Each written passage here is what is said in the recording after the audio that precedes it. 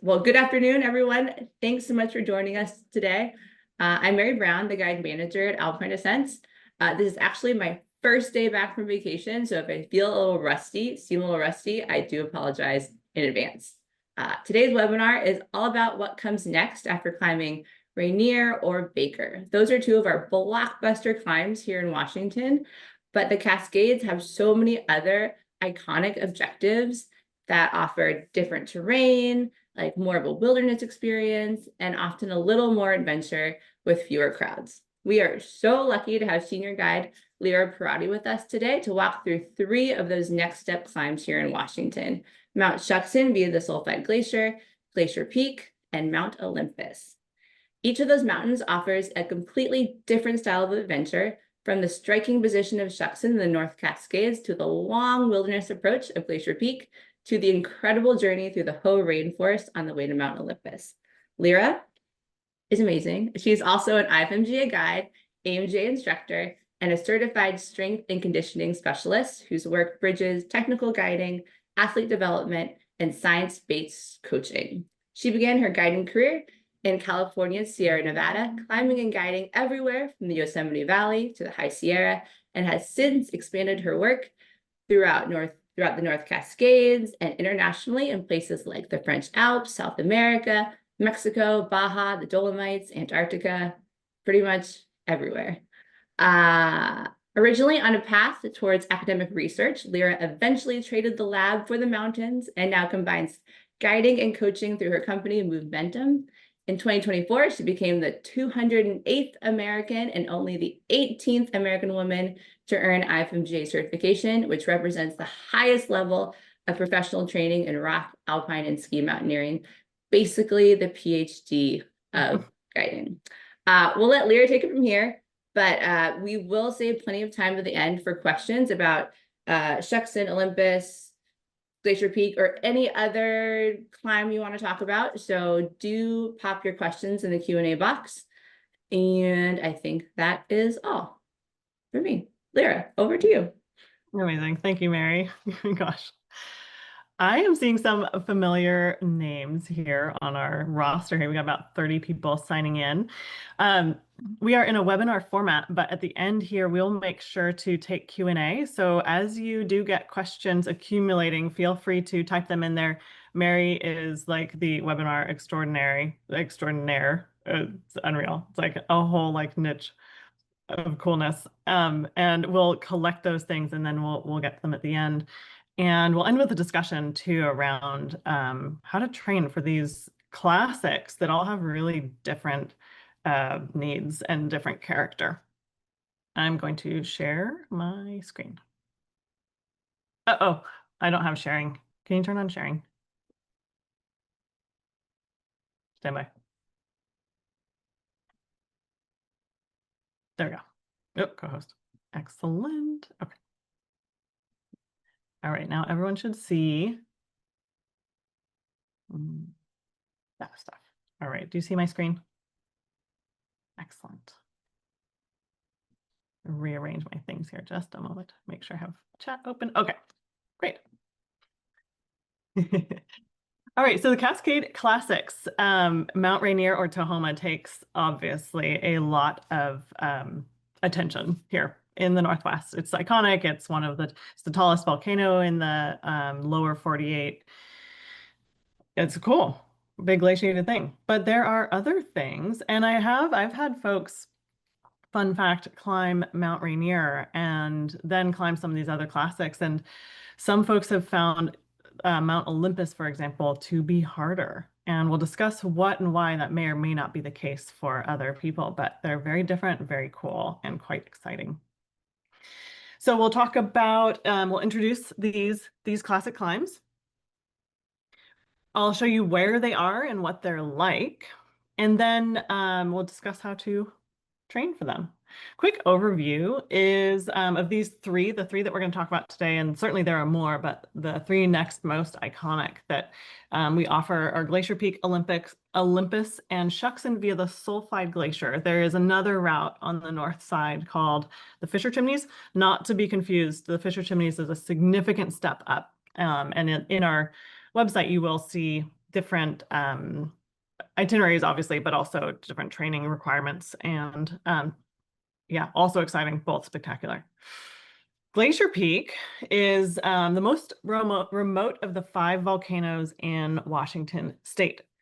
It is a lot of endurance athletes in Washington, like big trail runners. This is a popular one for that. The overall technicality and objective hazard, as we like to say, is not tremendously high. And you're on a glacier that's doesn't have a lot of big cracks on it. So this is one of the areas you do see endurance athletes really pushing the limits. And even in the way that we do it in several days, about 4 days, it is still a huge climb. So you, if you are getting into more technical endeavors but not necessarily integrating a lot of snow, ice, or rock, this could be a really good option. Going to Olympus, the really cool thing here is that you get to travel through a temperate rainforest on your way to the highest summit in the Olympic National Park on the peninsula. It is a UNESCO World Heritage. The national park is a UNESCO World Heritage, because in large part of the temperate rainforest there, and a temperate rainforest is less than 2%, covers less than 2% of the planet, and is more rare and more threatened than tropical rainforests. Olympus is famous for needing absolutely everything. You have to take everything from bear canisters for your food to and like really quite robust food storage to all of your technical equipment, including snow, ice, and rock. And it's just so impressive. You literally do everything. Nothing is at a really high level. So this is an amazing, like, versatile climb to get a sampling of all of the types. You do end up doing a lot of transitions, but you have in a long day, you have a lot of time for those transitions. So it's a neat endurance endeavor as well, in a similar vein to Glacier Peak, but with a significant step up in technicality. And the first few days, actually, if you think about it, kind of feel like a backpacking trip along the river in the rainforest. It's just wild and cool. Shuksan is, I call it the picture perfect mountain. There's a picture lake on the north side you can drive to, and you get this beautiful view and often a reflection across the lake from the ski area side on the north. And they say it's one of the most photographed peaks in North America. Very pretty. It is some of my favorite rock scrambling in the state on the Shuksan Green Schist. I'll show you a video from my favorite local geologist at the end here. And your summit day is goes from steep snow on glacier and then more steep snow off of the glacier, getting onto rock scrambling. So that's a full day of really like being mentally attuned to that technical terrain. Okay, let's go. I'm going to actually take a moment and zoom out. I'd like to show you first where we are. So let's make sure that I'm still sharing the correct screen. Yeah, looks like it. Okay. Oh no, darn it. Stand by. Logged me out again. Okay, so here we are, Seattle. Good, looks like it's showing. Seattle's here, and these climbs that we're going to be talking about are, zoom, here. Seattle, Puget Sound area. Here's Olympus. Here's Glacier Peak. And way up here by Canada is Mount Shuksan. You have here a great and helpful webpage on the Alpine Ascents website.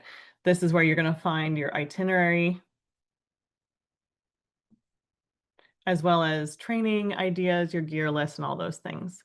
So that's good to know about. And then here on Onyx, this is one of my favorite visual tools for mapping.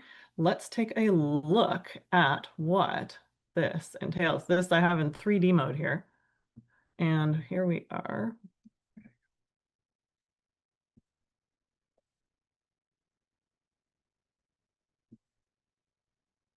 There it is. Here's our first day. And you end up at the Mackinac shelter, day 1, back into 3D. Next day, you're climbing up and up and up, and you start to go off trail around this thing called Marmot Knob. Here's where you get off of the trail. And then your camping is at this low point called Glacier Gap. It's a really cool spot. Every time I've been there, there's a lot of small fixed wing traffic on really pretty days that go by because it's such a wilderness or such a remote area, and seems to be a low point that those tiny planes will go by. And that's just been a neat addition. And then here from the Glacier Gap, right around here, then you take off on summit day. That summit day goes up and up and up. It is about 3 miles one way and 32 of 3,300 feet. And you step onto the cool glacier.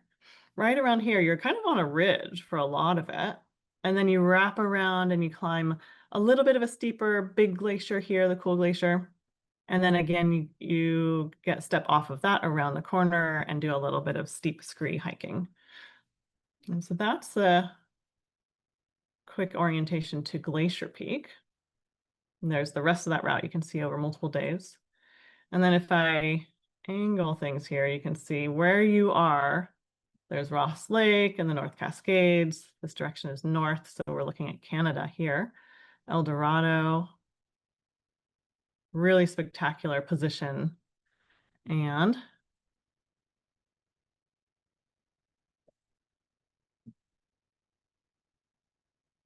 swing around to looking to the south, Snoqualmie, and there you can see some other big volcanoes off in the distance.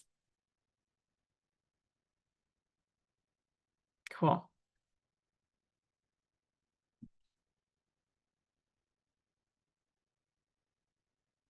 So some on the ground photos of that Glacier Peak climb. I'll go back to that one. This shows that cool glacier around. This is the cool glacier on that side. So this is from camp, high camp. You go around from this ridge, you walk, you can see the route actually right here. You walk across the snow there through this gap and then on up to the summit from here. Beautiful alpine starts. Here's some of that cool glacier. So the most technical part of the climb just here. You'll be roped together on a rope team for glacier travel. And it feels like the camping here, it kind of feels like you're camping on another planet. It feels like you're on the moon or something. Quite beautiful. Olympus. All right, I'll zoom back out. We'll come back to this in a moment. Here's the peak of Mount Olympus. This is the Blue Glacier across here, and your route goes that way. Oh, yes. Lyra, I have a quick question for you. Before we move on from Glacier Peak, for those of us who are tuning in on the webinar who have done Baker, how would you say the Glacier Peak compares? Great question. It is heavier pack and more days out. So like think of like a pretty heavy backpacking trip, but a step down in terms of technicality. So it won't get quite as steep. You're not on snow for quite as long in the day usually, but you've got just like more of a backpacking mission to get out there. So a lot more remote, a lot more self-sustained. You're setting up your own camps. You're not just like rolling into what do we call it this year? The White Lotus Easton Glacier. Right. The 4-star accommodations. Yeah. On the south side, which is spectacular. But that lightens up your pack significantly. But for all of these climbs, you are carrying tents for the team, food for the teams, all the cooks that, you're helping a lot to carry the expedition gear. Nice. And probably like a smaller level of exposure than Baker.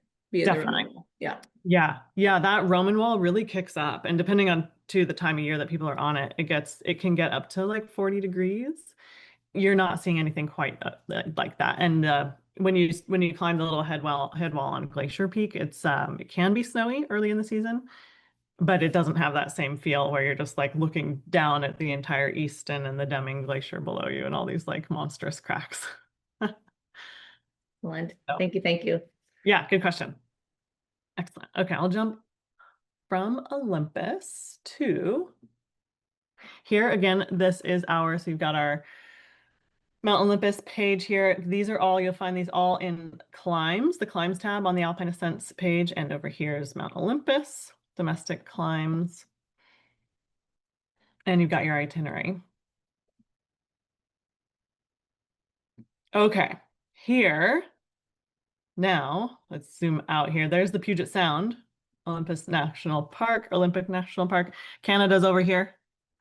This, one of the really interesting forces of nature, I would say, in Washington is the Strait of Juan de Fuca, which funnels a lot of weather. So those of you who have climbed Mount Baker might have heard about how the weather and the amount of snow you can get on Mount Baker is just impressive. And one of those reasons is because it is just in line with our storm tracks, and they get funneled through this low point, and then they hit, where are you, Mount Baker? It's not showing up right now, but it gets funneled through that low point and can really get a lot of weather. So here now, the Olympic Peninsula is the first barrier to storm tracks, and that is largely why it is that temperate rainforest. It is of a northern latitude in the 40 to 60 range and coastal. So here you can see all of that more clearly from our coastal area. And then as I zoom in, now you have these big obvious glaciers in this high point of the Olympic Peninsula. So you go from the coastal side, so you have to drive all the way around the peninsula, and then you go in the Hoh River through this, whoa, too far, through this spectacular rainforest right along the river. That first day is usually about 10 miles. And let's see, got it here to the Olympic Guard Station.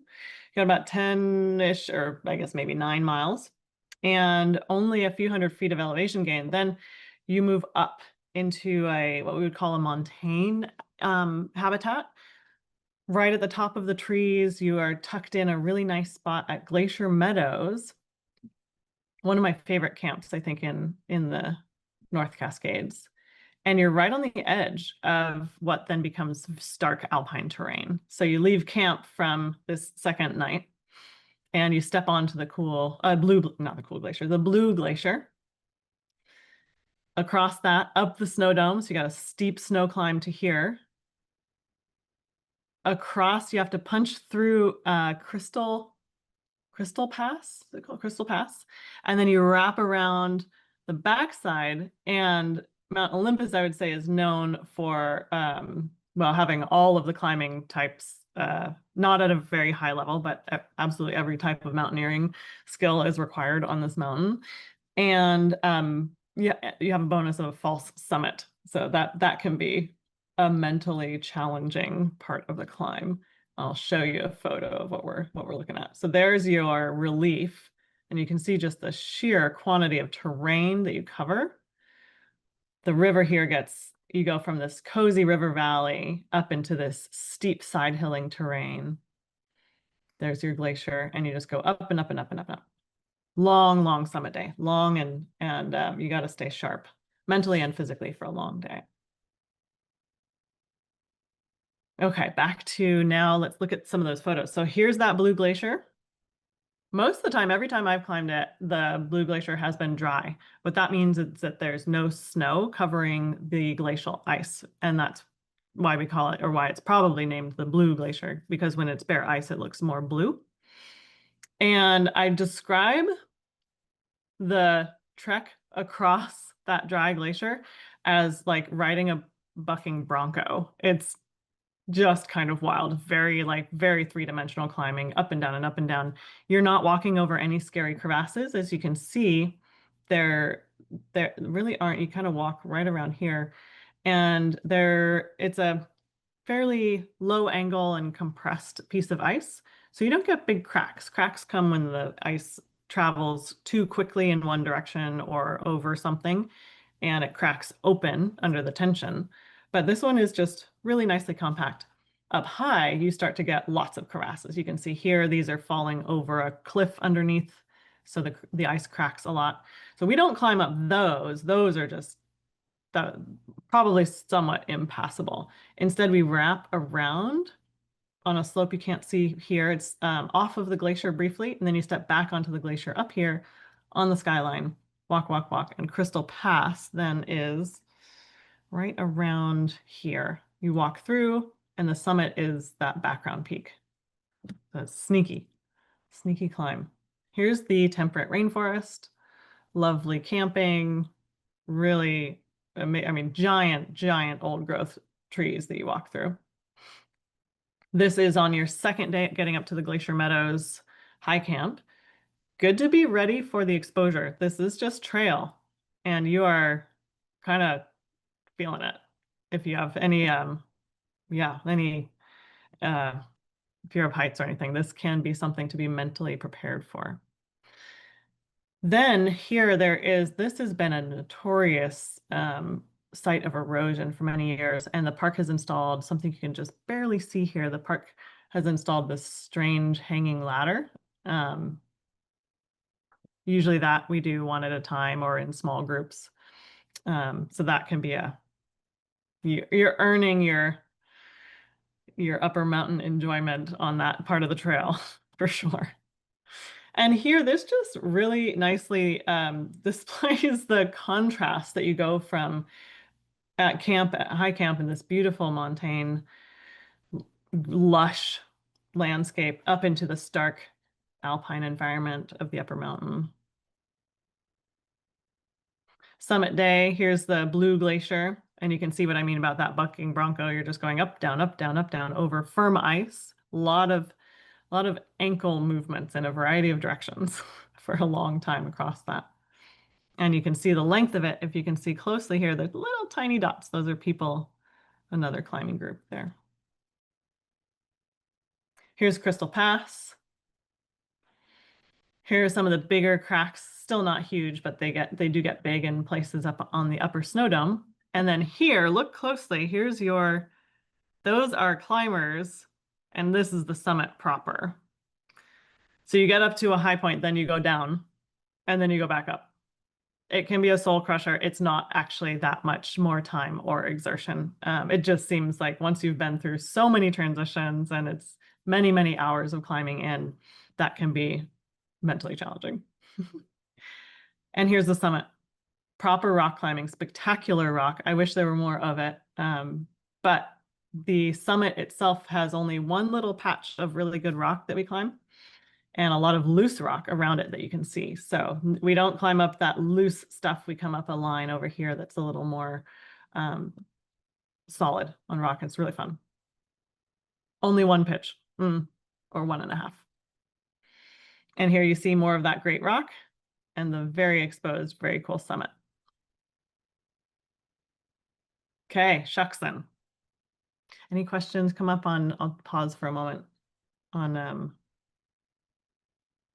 or Olympus. Any questions? On that Questions about Olympus? Lyra, the bugs. What's the scene with the bugs? A little bit buggy in the whole rainforest, maybe? Super depends on the season and the timing. It seems like most years, so the bugs, our season tends to follow the snowmelt line. They hatch out of that warming snow, which is interesting. And usually it'll last like 2 weeks. So it depends a little bit on the luck that you have. Okay. Nice. Yeah. That's what. Have you found anything to be different? No, yeah. It's kind of like sometimes they're a little bit bad, sometimes not. We do recommend people bring mosquito repellent, and we also send the guide teams with these things called thermocells. It's like supposed to make sure get the bugs away. They work pretty well. Yeah, they do work pretty well. They attach to your canister, stove canister. Yeah. Yeah, it is like the couple weeks of bugs is definitely memorable in the season, but then you kind of quickly forget it too. So a little bit luck of the draw there. And I can't even tell you when. It's so dependent on where the snow line is. They just follow it. So yeah, not the funnest part of of mountaineering through so many landscapes. That's a good question. Cool. Shuksan, here we have the classic, and that is Shuksan from Picture Lake, rather. If you are a Washington skier or snowboarder, this is really close. This lake is actually around where you park for the ski area, called the Mount Baker ski area. Mount Baker is just off the screen a little ways here. So here's your website itinerary. The first day, notably on this one, this is enough of a step up in technicality that you have a day one, you have a review of an introduction of some basic rock climbing and scrambling skills at Mount Erie, another beautiful site in Washington. So you make time to really dive into more skills there. Cool. And then on the second day, you drive up to the Shannon Ridge trailhead. And let me see if I can orient to, if I zoom out, here's Mount Shuksan. We're looking north towards Canada, and there's Mount Baker. So those of you that may have climbed Mount Baker, you would see, let's see, our south side. This is your eastern climb here. And you might remember if you were at the summit, you looked over and you're like, wow, what's that beautiful, like pointy peak over there? And that was Mount Shuksan. You would have looked at it from, there's eastern from this angle, from this dramatic, no, come on, from this dramatic angle. Okay. For the Fisher Chimneys, the route that I told you about, that is up this very dramatic north side, and it follows this line here. For the first level route, the next level from something like a Baker Easton climb is here. So there's your Shannon Ridge. You hike through the forest up to this ridge, still forested, and you make camp on the very bottom edge of the Sulphide Glacier here. Then summit day, you put on your technical equipment and you're on the glacier immediately from there. Here's the Sulphide. Walking around various nunataks. These are called nunataks. It's one of my favorite words. A nunatak is just a piece of rock that cleaves or melts out of a glacier.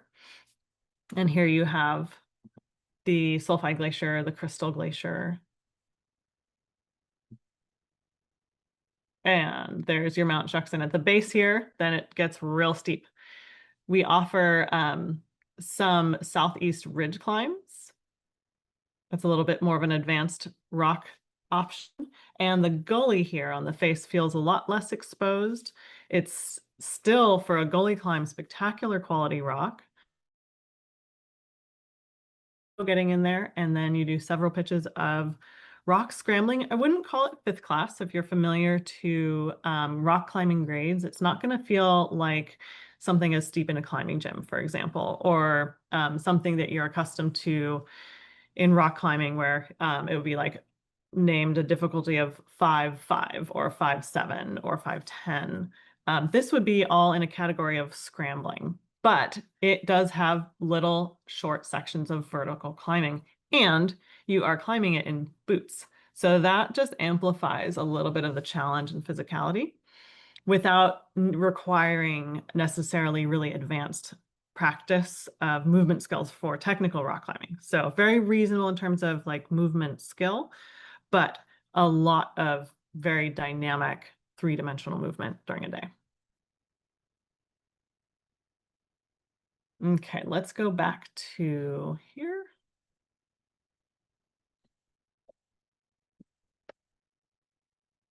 Very impressive. This is a great photo. It kind of captures what I find to be the spirit of the North Cascades. Very moody skies, foreboding. They can really throw some ambiance sometimes. In this photo, you can see, so this is the Sulphide Glacier. You walk along here, you go down and up just a little bit, and then you can see the track that goes into the route here. For climbers that might be interested in the southeast ridge, that ascends just here and follows this, not the right that you see, but this little sunshade line right here. That's your southeast ridge climb. That is a fifth class rock climb.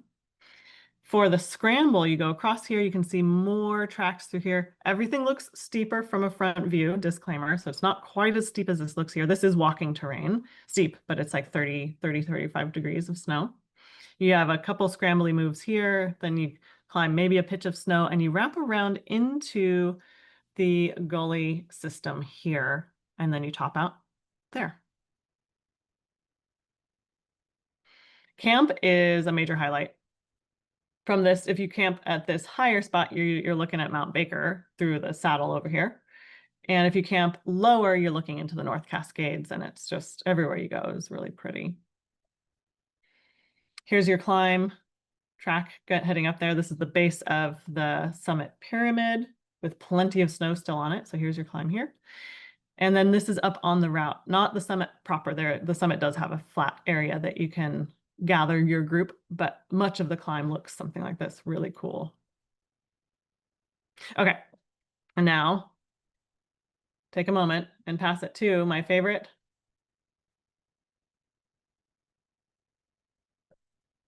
Nick on the Rocks, a PBS special.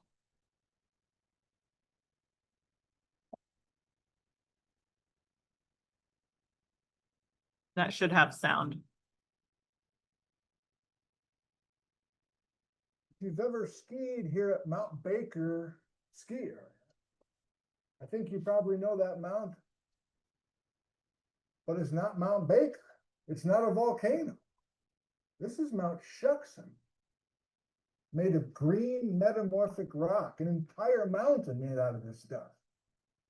The origin of those metamorphic rocks? The bottom of the ocean.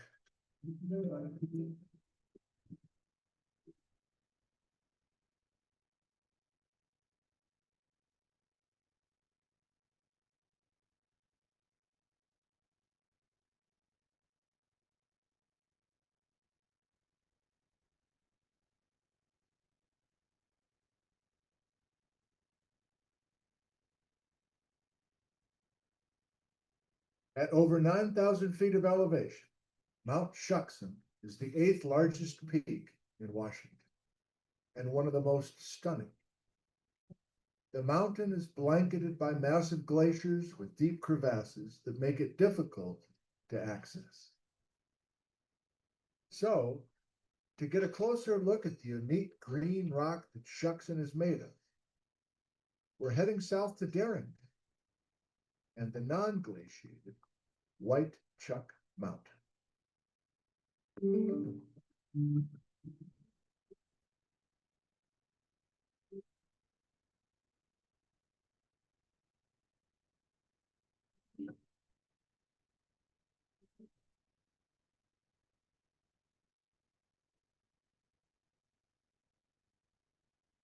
So what is this rock that's from the ocean floor? I mean, this is White Chuck Mountain, and the whole mountain's made out of this stuff. And here it is over here too. I mean, basalt is on the ocean floor, brown lava rock, but this is not brown and this is not lava rock anymore. The basalt, igneous, has been slowly transformed into a metamorphic rock called green schist.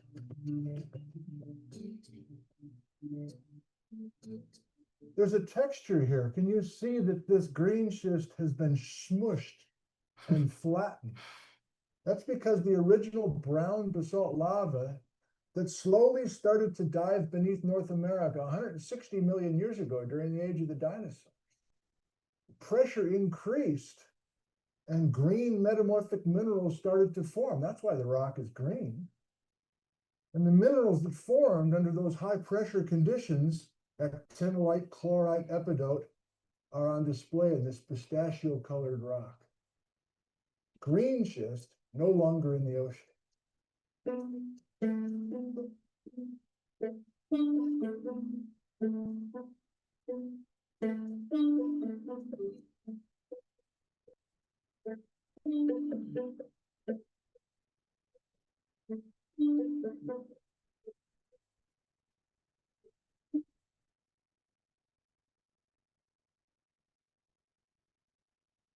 So yes, this talus field is stunning with these huge blocks of green schist. And yes, it's almost impossible to believe that green metamorphic rocks formed 20 miles below are now up here in the Washington Mountains, a mile above sea level. Isn't the question is, how is that possible? How are you going to do that journey? How are you going to lift a geologic elevator that far? How much time does that take? Still working on it. Geologists have been working in the North Cascades for a century. Have tried to figure that out. Plate tectonic continue to evolve. The geologic community will continue to work on those problems. But in the meantime, scenery and places like this are here for you to enjoy. At White Chuck Mountain and Mount Shuksan up by Mount Baker.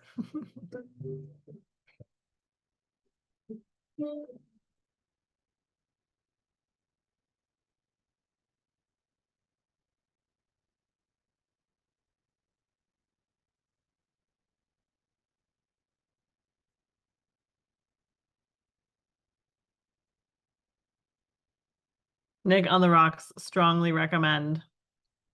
He's a total favorite of mine, incredible geologist, and as you can see, very charming. I would love to go hiking with him someday.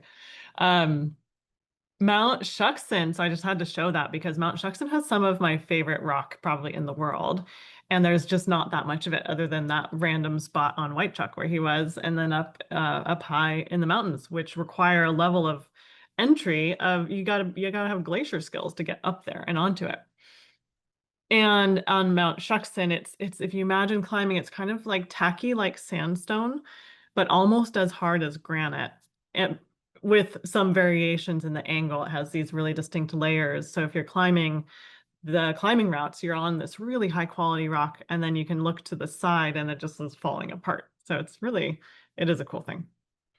One of the questions I did also just see between Shuksan and Glacier for a first volcano. But Shuksan is not a volcano, which is confusing because it is high up there and it is among all of them. It's not counted in the Washington 5 volcanoes as such. It is, and it is quite a step up in technicality and movement skill. So Glacier can be a really good progression. And in a way, the way that we've kind of talked about them from Glacier to Olympus to Shuksan, that gives you a pretty good progression as well.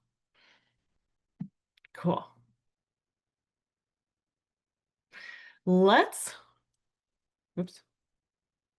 Good. We went through that. Yeah, great. Okay.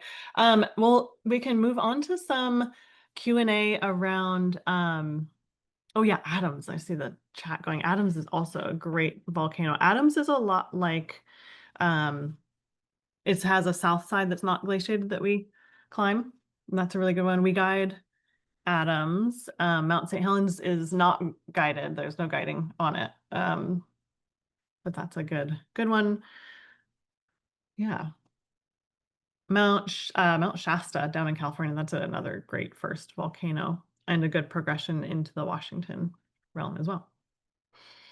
And I'll pause for a moment before I start chatting about training and any questions for Mount Shuksan, anything more? We'll let people drop their questions about Shuksan in the chat, but a question to think about before we transition into training. Someone asked about the best way to train for the sort of bucking dry glacier of Mount Olympus. So if you can have that in your mind as you're talking about training. The bucking rock. Yeah, I mean, Yes. it's kind of real. I have recommended to folks oh gosh, I remember years ago I had a father-daughter pair on Mount Elbrus in Russia, and he was a former like Special Forces Army Ranger of some sort, and his daughter was a great athlete. And but they're from Ohio and in the flatlands somewhere. They came out their first attempt on this big peak. Elbrus is like an 18,000 foot Mount Shasta or Mount Adams. And so higher elevation, but reasonable snow climb, maybe 35 degrees at most. And they got crushed by weather and environment, all kinds of things. And the next year, the continued their good physical training plan and also assembled all of their equipment. And in every single storm through the winter, every bad storm they had, they put on all of their equipment and went outside for a walk. And they also, during the summer, put on their boots and their crampons and went walking around on all of the like grassy hillsides that they could find. So they just mimicked the weird things that we do on these mountains as closely as they could. So for a bucking bronco blue glacier climbing adventure, anything you can do on rough terrain, like those are the types of things that, yeah, treadmill training and step mill training is good, but you're going to be beat up after the three-dimensional terrain of that blue glacier. So any trail time that you can get in and anything even slightly off trails, things like that. And then plyometrics, jumping, things like that can help you too, because you are going to be like bopping around between these little micro cracks. So any like plyometrics, you can start on a trampoline if you're not into jumping a lot. Things like that can help a lot. Cool. And I see about speed. It's a good question. I'll answer the second question first. On rope teams, so our ratios at Alpine Ascents tend to be as low as we can reasonably make them so that we have more guide ratios for managing group dynamics. And hopefully, we hope that we give a lot of information around fitness, and we hope that everybody arrives with the fitness that is required of the objective. As that, like that is the main contribution that all of you bring to that climb, is just really making sure you have excellent fitness to be on that objective. What can be challenging sometimes is translating that to where you how to train if you don't have similar terrain nearby. So the things that seem to be the most helpful are ways of getting attuned to your speed of ascent or your rate of ascent or vertical speed.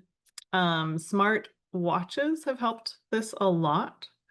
And also you can with maps and hiking trail data and things like that, you can also build an awareness around how many miles and how much elevation you are able to hike and compare that to the objective. And on the website, you do have, when you go there, I'll back out of this here. On the website, you can see here, it gives you the specs of the day. And so here, you're going to be carrying a heavy pack, going 6 miles, and climbing 3,800 feet. So that's a big day. Then day 3, you have your lighter pack and more elevation even than that, but also not quite as much mileage. So these things, and it certainly takes some getting used to, but figuring out a way, I think the best answer is just really figuring out a way to keep track of your elevation gains or the needs for your program, and trying to mimic that as closely as you can.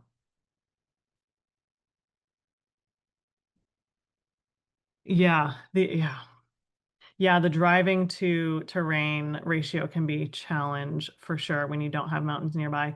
The next best things would include step mills. You can put your treadmill on an incline. That tends to feel a little bit weird. I think the step mill or the stair stepper that's on a rotating track rather than the stair that falls away, those tend to be really the closest you can mimic, I would say, and are quite similar to stepping in snow. And you could, in theory, put your mountaineering boots on for those, though minimizing time. Getting used to mountaineering boots is good, but they can also restrict your movement and strengthening of your ankles. So no need to spend too much time in those outside of during your training. Let's see, then you've got hear your progression in skill and all the things involved. Shuksan, if you can think, is in a way, I think of the three in each being a step up in the vertical technical component. So Glacier Peak is going to be a classical mountaineering peak. You're on your feet the whole time. Olympus is going to integrate a few movements of rock climbing in a single vertical pitch going uphill at the very end, at the summit. And then Shuksan is going to have many hours in not super steep terrain, but you are roped up and going up. You're in all fours. Very cool stuff. So the crux, this is a classic term in climbing jargon. The crux is how we describe the most difficult thing in a climb. So the crux of a Glacier Peak climb would be that heavy pack and a long off-trail day. So focusing your training in that realm on incredible endurance, great upper body like postural strength to tolerate a heavier pack. Working up to about 50 pounds is wise for that. And from that, then also taking that pack into rugged terrain, making sure your ankles are strong. That is where if you do have crampons, you can put them on, and if you have your own crampons and boots, put them on your feet and go walking around on a hillside.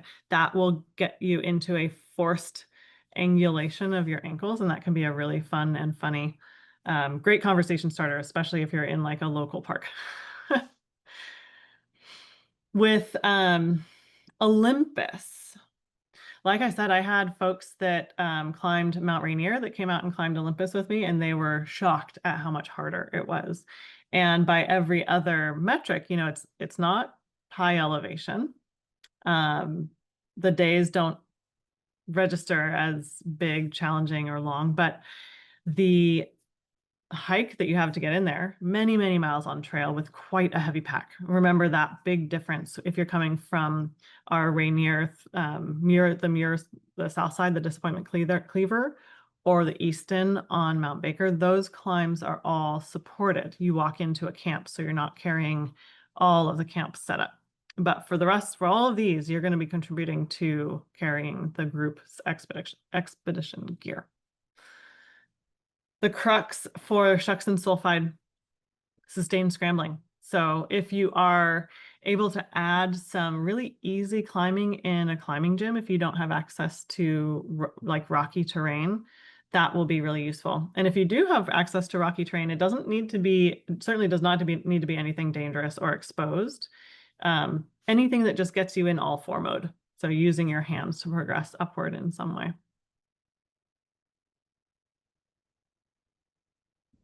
Cool. Yeah, and Mary's got in the chat for you some resources to take a deeper dive. We've done a bunch of webinars also on training, and probably Dom's webinar also for Rainier climbs could be just a primer on the basics of putting your oh yeah, you got that one already.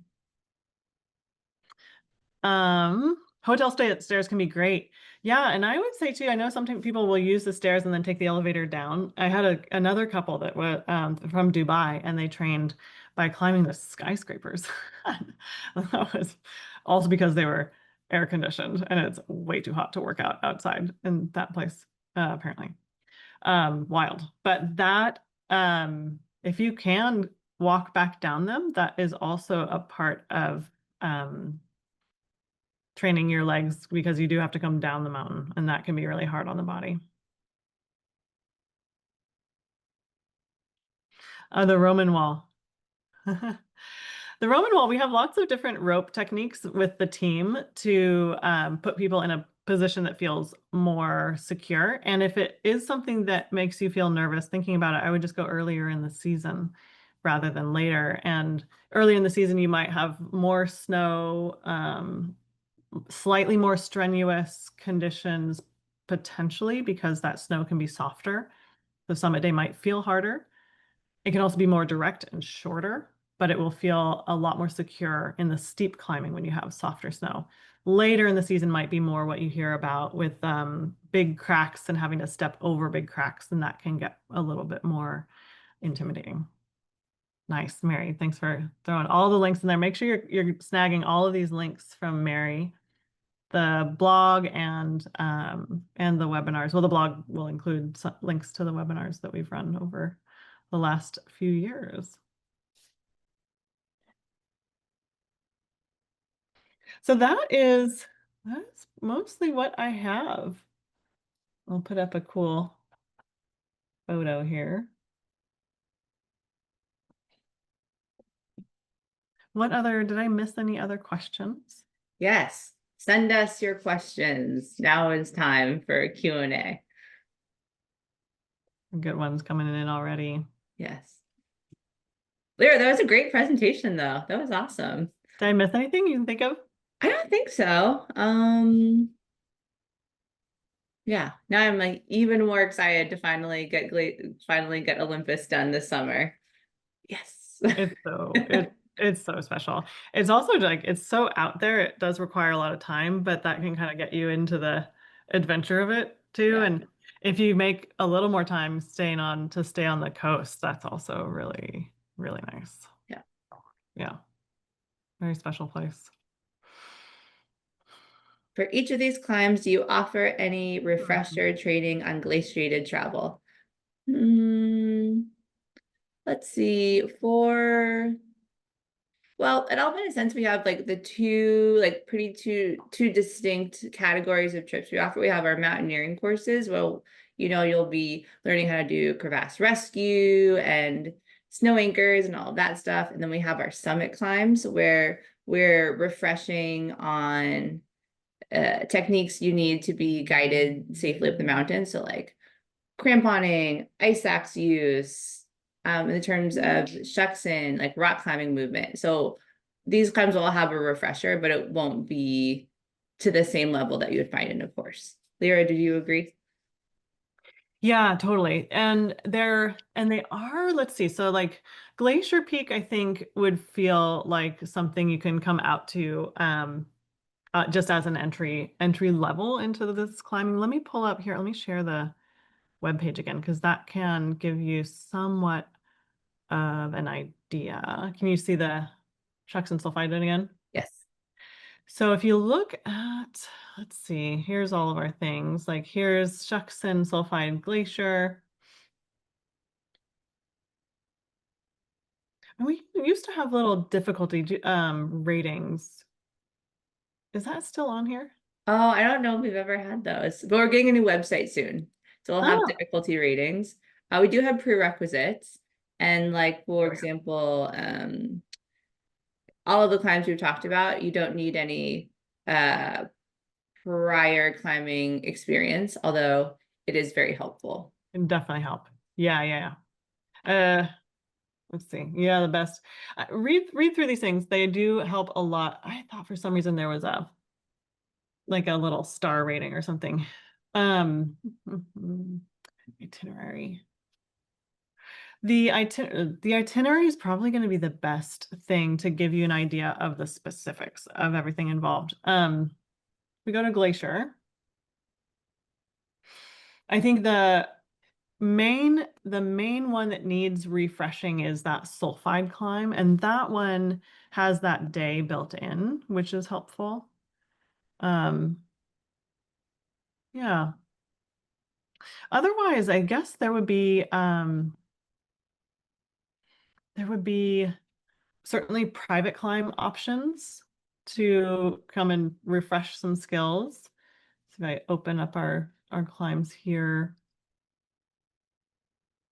Mount Adams South Side, that can provide another progression of climbs. That's another one that I would put like maybe a slight step up from Glacier, but not quite as complex as Mount Olympus. That can be a great option. Yeah. Climbing group, that one I have to look at. Let's see. The I might know off the top of my head. Glacier Peak, the max is 9, and we'll have 3 guides, 3-to-1 Uh-huh. ratio. The Sulphide, the max is 4. We have 4 guides, 2-to-1 ratio. One. And what's the last thing? Olympus will also take 9 with 3 guides. So With 3. 3-to-1 ratio. So that kind I of think there are, of all these climbs, there's spaces on all of them. Some of the departures are sold out, but other ones there's space. Oh yeah, you got it. There's your June, July. Those are all available. And that speaks to like the ratios change on with the technicality. Mhm. And the Adams 2-day, I think you are again carrying all of your gear, and it's just a little bit, so it's a 13,000 something foot volcano. And it adds a little bit more of a steep component. It has an elevational challenge. So those would be the main differences and why that's more of a step up. Nice. Lyra, do you want to talk a little bit about when people are thinking about these climbs, what months they should think about? Like, how is June going to be different than July versus August? The general pattern of things that in a Pacific Northwest summer is that early season will be more snow coverage and a little bit more unsettled weather. So you might have to be ready for a little bit more storms. We often say that July and August are, when I first moved up here in 2013, the dominant like culture or the adage was that you had 2 months of summer and 10 months of winter. And it was just like wet, dark, and these glorious 2 months. And that's not really the case. It's more than that. Highly variable. The weather is totally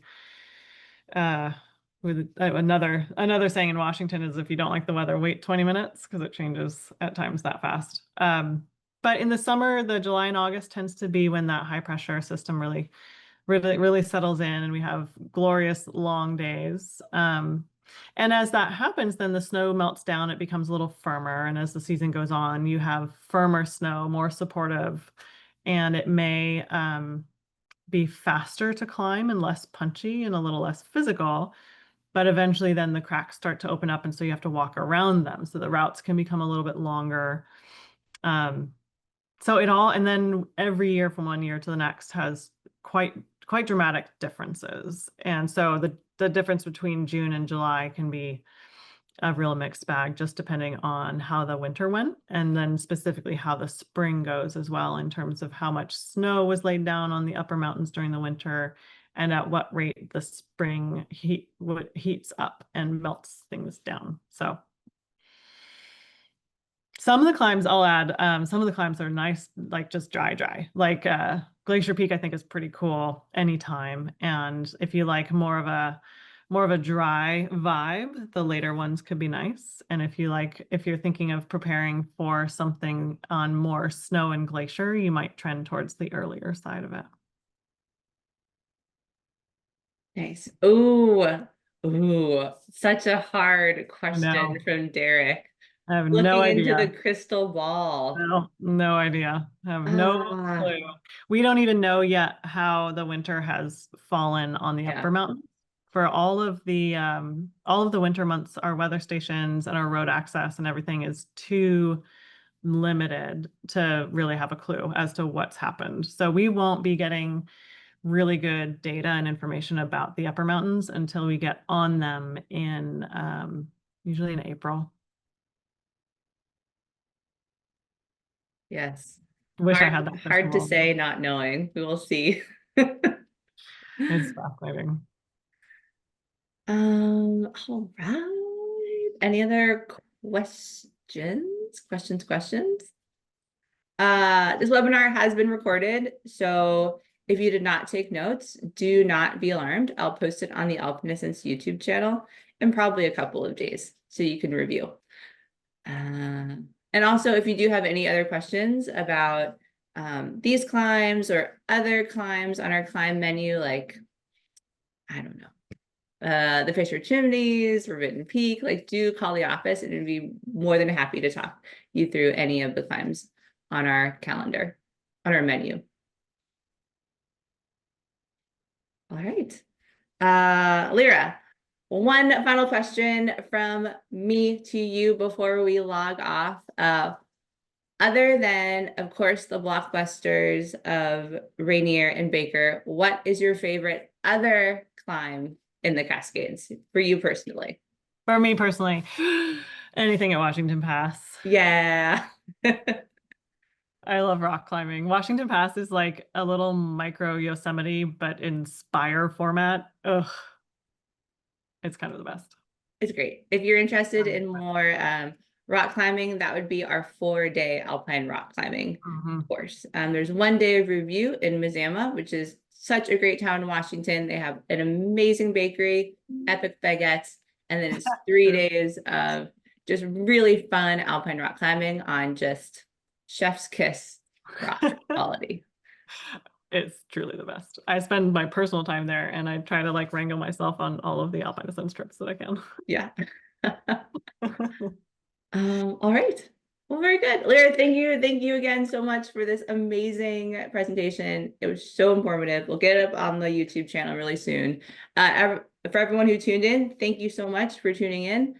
We don't have too many more webinars coming up because we're sort of about to transition into guiding season. Things are going to kick off here with our first Climbs Up Rainier in next month, believe it or not. I know I can't believe it. So it'll be a little quieter from us on the webinar front. Totally. Thanks, everyone. Hope to see you this summer.